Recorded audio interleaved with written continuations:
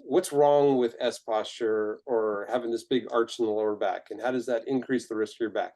So first and foremost, when you go into an S posture or an anterior pelvic tilt, you are going to be compacting or closing the joints more. So you're basically rubbing joint against joint. So if you have any type of arthritic problems, joint problems in there, it people will feel the pain right away. When they arch their back, they'll be like, "Oh, I can feel that in my back," because it's the joints are inflamed or irritated. So you can create facet problems, joint problems really easy.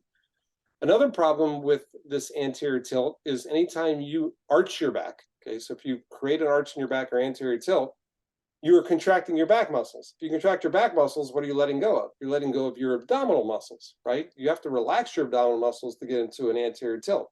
Well, if you're swinging in anterior tilt, a lot of times your abdominal muscles are deactivated. They're inhibited because you're using your back muscles. Well, those anterior muscles are very important for stability of the spine and the core. And when you deactivate those, it's like having a tower and you just took away the guide beams in the front. Now you've got this imbalance in the muscles, and it can put all kinds of stress and lean the tower in different positions, and that brings in disc problems and spine problems and facet problems. So it's kind of a double whammy. It compacts the spine vertebrae, but it also deactivates the core muscles, which is also a big important source of power in your golf swing as well. So I'd say that's the first thing that comes to mind if you do too much S posture. But then also the S posture leads to reverse spine angle. Now, if we go down the reverse spine angle route, well, now we're going to add excessive side bend on the downswing.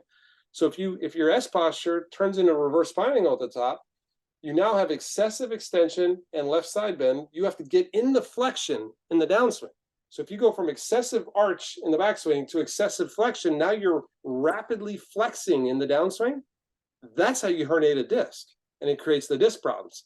So again, we talk about this for a long time in our medical track, but it really can take us down 3 or 4 really dangerous roads